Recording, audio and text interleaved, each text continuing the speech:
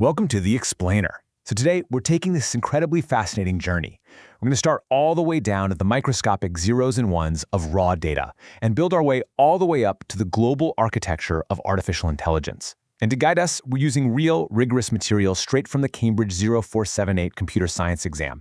Think of it as the ultimate blueprint for how our digital world actually operates. All right, let's dive right in. But hey, before we get into the really advanced stuff, I've got to hook you with a quick puzzle. Imagine you've got this corporate logo on your screen, right? Just a standard grid of pixels.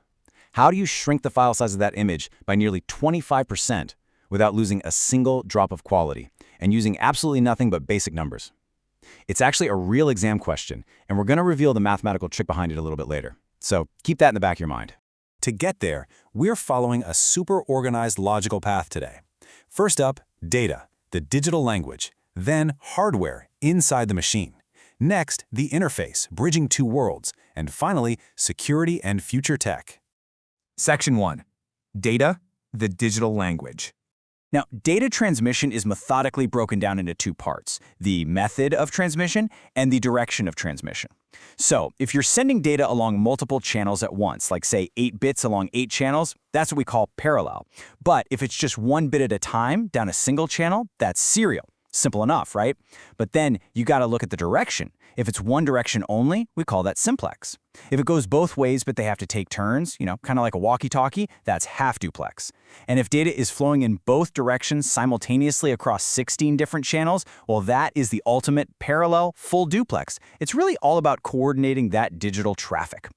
But what happens when that digital traffic gets completely mangled by a human? Say you're typing a barcode or an ISBN number into a computer. Let's be real, humans make mistakes. We accidentally swap numbers, which is a transposition error, or we hear 13 but type 30, a phonetic error. To catch this, computers use something called a check digit. Let's literally walk through this algorithm step by step. By taking a 13-digit number, adding the odd position digits together to get 34, then doing a totally different mathematical operation on the even digits to get 117, and finally combining them, we create a mathematical lock. You divide the final sum, which is 151, by 10. If the remainder isn't exactly 0, the computer instantly knows the data was entered incorrectly. It's just this brilliant instant verification system. Okay, remember that puzzle I gave you at the start? Well, here is the answer. And this brilliantly illustrates a concept called run length encoding. Look at this 10 by 6 pixel logo. In raw data, that is 60 individual bytes. But instead of saving every single pixel one by one, the computer groups them. So in our example, a gray pixel has the code 80 and a white pixel is 255. Instead of the computer saying gray, gray, gray, gray 12 times in a row, it simply writes 1280, 12 pixels of gray, then 1255 for one white pixel. By just counting the consecutive colors, this 60-byte image shrinks right down to 46 bytes. That's a massive 23% reduction, literally just by counting. So, the absolutely crucial point here is that run length encoding is what we call lossless compression. As the exam defines it, lossless means it's possible to perfectly reconstruct the original file after compression has taken place. You haven't actually thrown any data away, you've just stored it way more efficiently. Contrast that with lossy compression, where the original file cannot be reformed once the algorithm is performed because data is permanently discarded to save space. With a logo, you definitely need it crisp, so lossless is absolutely the way to go. Section 2. Hardware. Inside the machine. We interact with computer hardware every single day, often through a universal serial bus, or USB.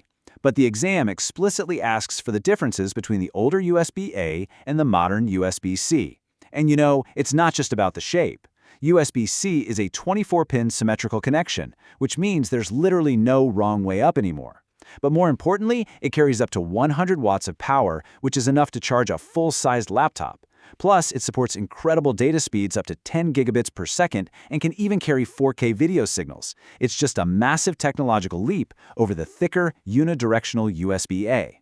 Deep inside the computer, handling all that data, is the von Neumann architecture. Think of it like a bustling city. The buses are basically the roads. You've got the address bus carrying the location of the data bus carrying the actual cargo, and the control bus carrying the traffic signals from the control unit. Then, the registers are like temporary parking spots where the CPU holds data while it works. The program counter parks the address of the next instruction. The accumulator temporarily stores data during math calculations. It is this perfectly choreographed dance of physical electricity moving information around the motherboard.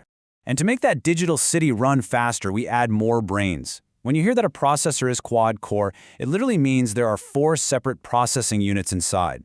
Each single core has its own arithmetic logic unit, its own control unit, and its own registers. And to work together on really complex tasks, these 4 cores communicate with each other using 6 distinct internal channels. It's just incredible engineering. But hey, hardware isn't just in laptops and phones. It's in embedded systems too. An embedded system is a combination of hardware and software designed to carry out a specific function. The exam uses the perfect example for this, a modern vending machine. Inside, a microprocessor reads data from a temperature sensor. If the soda gets warmer than 4 degrees Celsius, it triggers an actuator to start the air conditioning compressor. Simultaneously, an accelerometer monitors tilt. If someone shakes the machine past 20 degrees, it triggers an alarm. It's an entire independent computer just embedded right there in a drinks dispenser. Section 3. Interface. Bridging two worlds. One incredibly powerful interface is the QR code. Unlike an old-school barcode that just holds a tiny string of numbers and needs a super expensive laser scanner, a QR code is a massive matrix of dark and light squares. But the real secret to how it works lies in those 3 large corner squares. These instantly tell a smartphone camera exactly how to align the image. An app processes that camera image, converting the matrix directly into binary data, decoding web addresses instantly.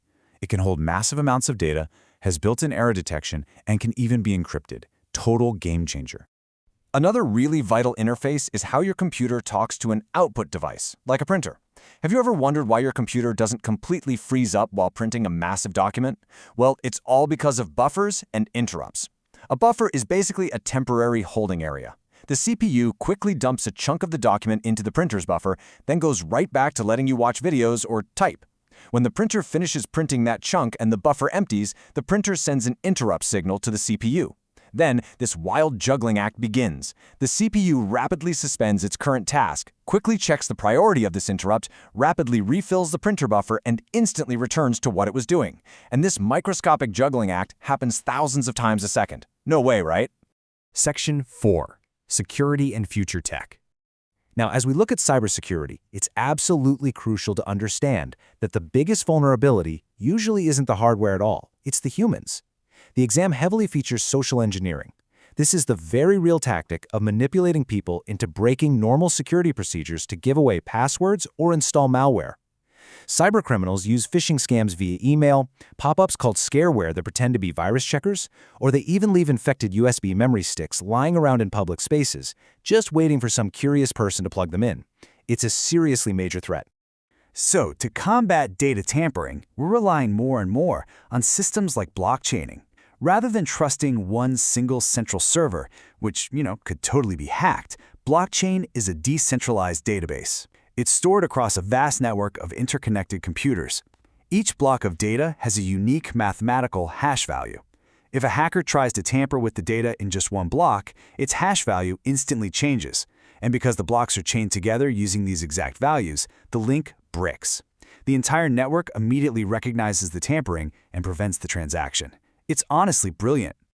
Okay, we're in the final stretch. The exam demands extreme precision on the terminology of our digital future. So let's do a quick, rapid-fire breakdown. First, the baseline, an automated system. This is quite simply a combination of software and hardware, programmed to work automatically, completely without the need for human intervention. Think of like a self-driving train. Stepping up from basic automation, we have artificial intelligence, or AI. The official definition here is the branch of computer science dealing with the simulation of intelligent human behavior by a computer. It's not just following a rigid script anymore. It's appearing to think. It's that simulation piece that really sets it apart.